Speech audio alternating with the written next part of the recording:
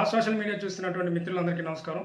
ఈరోజు మనం చర్చించబోయే అంశం భార్య పుట్టింటికి వెళ్ళి మరలా సంసారానికి రాని పక్షంలో వారి మీద ఏ రకమైనటువంటి చర్య భర్త తీసుకోవాలి, ఏ రకమైనటువంటి కేసులు వేయాలి, హిందూ వైవాహిక చట్టంలో జరిగినటువంటి అనేక మార్పులను కనుక చూసినట్టయితే ఏ రకంగా భర్తకి ఉన్న స్థానం, భార్యపై ఆయనకు ఉండేటటువంటి అధికారాలు, మరియు భార్య తన పుట్టింటికి వెళ్ళి రాని పక్షంలో భర్త చట్టపరంగా ఏ రకమైనటువంటి కేసులు వేయొచ్చు అనేది ఈరోజు మనం చర్చించబోతున్నాం.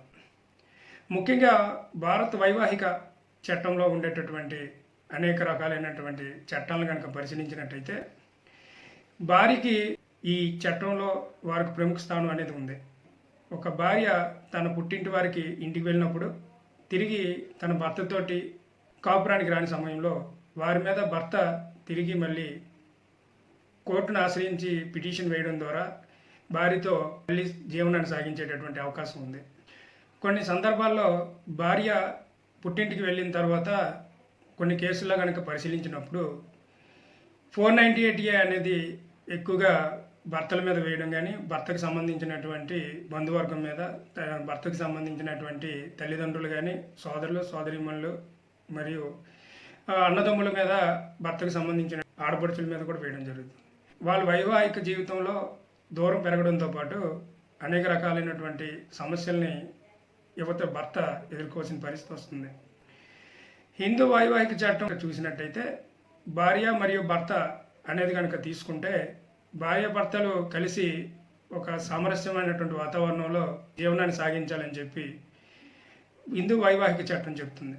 కానీ కొన్ని సందర్భాల్లో భార్య లేదా భర్త ఇరువురిలో కూడా ముఖ్యంగా కొంతమంది భార్యలను కనుక చూసినప్పుడు వారు 498తో పాటు కొన్ని సందర్భాల్లో మెయింటెనెన్స్ కానీ, డొమెస్టిక్ వైలెన్స్ సంబంధించిన DVCని వేయడం అనేది జరుగుతుంది. వీటిలో కొంతవరకు కూడా న్యాయపరంగా గెలుపును పొందడం జరుగుతుంది. కొన్ని రకాలుగా అవి చెల్లుబాటు కాకుండా పోతున్నాయి. ఒకవేళ తన భార్య పుట్టింటికి వెళ్ళిపోయి సంసారానికి తిరిగి రాని పక్షంలో భార్య మళ్ళీ తిరిగి తనతో కలిసి వైవాహిక జీవితాన్ని అనుభవించాలనే ఉద్దేశంతో కాంజుగల్ రైట్ పిటిషన్ అనేది హిందూ చట్టంలో ఉంది. ఈ ఫ్యామిలీ కోర్టులో దీనికి సంబంధించినటువంటి పిటిషన్ని సెక్షన్ 9 కింద వేయవలసి ఉంటుంది. ఈ కాంజుగల్ రైట్ పిటిషన్ వేసినట్టయితే భార్యాభర్తలు ఇద్దరిని కూడా సంబంధిత మెజిస్ట్రేట్ అధికారి ఎవరైతే ఉంటారో కౌన్సిలింగ్ నిర్వహించి వారికి ఇరువురికి కూడా ఏ రకమైనటువంటి సమస్యలు ఉన్నాయి, ఏ రకంగా వారి మధ్య సామరస్య వాతావరణం తీసుకురావాలనేది ఇవ్వడం జరుగుతుంది. RCRని భర్త అప్లై చేసినప్పుడు కొన్ని సందర్భాల్లోని భార్యలు సరిగ్గా రెస్పాండ్ అవ్వకపోవడం వల్ల వారు ఇబ్బంది పడేటటువంటి పరిస్థితులు ఈరోజు చాలా వరకు కూడా చూడడం జరుగుతుంది.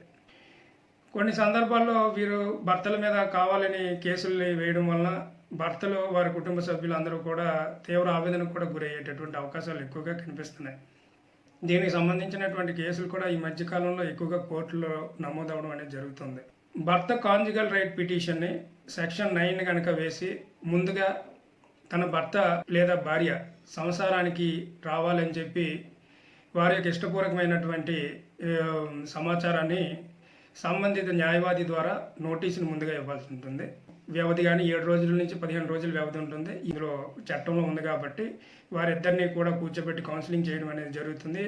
కానీ ఇప్పుడు మెజిస్ట్రేట్ గారే ఇరువురిని కూర్చోబెట్టి వారి యొక్క సమస్యల్ని క్షుణ్ణంగా పరిశీలించి అసలు కేసు వేసిన తర్వాత ఎవరిది ఏ రకమైనటువంటి అది మామూలు సామరస్యంగా తెగిపోయే వ్యవహారమా, లేదు అనుకుంటే అమ్మాయికి ఆయన నుంచి ఏవైనటువంటి ఇబ్బందికరమైనటువంటి పరిస్థితి ఉందా, అమ్మాయి ఏవైనా ఇబ్బంది పడుతుందా, శారీరకంగా ఏమైనా ఇబ్బంది పడిందా, లేదు అంటే అమ్మాయి తన పుట్టింటికి వెళ్ళిపోవడానికి ముఖ్యంగా భర్త నుండి వచ్చేటటువంటి ఏవైనా ప్రాబ్లమ్స్ ఏవైనా ఉన్నాయా, ఒకవేళ డౌరీకి సంబంధించినటువంటి ఇబ్బందులు ఏమైనా ఉన్నాయా, అదనపు కట్నం తెమ్మని చెప్పి ఏవైనా ఇబ్బందులు ఉన్నాయా అనేది కనుక తెలుసుకుని వారి మధ్య కౌన్సిలింగ్ చేసి తిరిగి మళ్ళీ వాళ్ళు రీయూనియన్ చేసేటటువంటి అవకాశం ఉంది.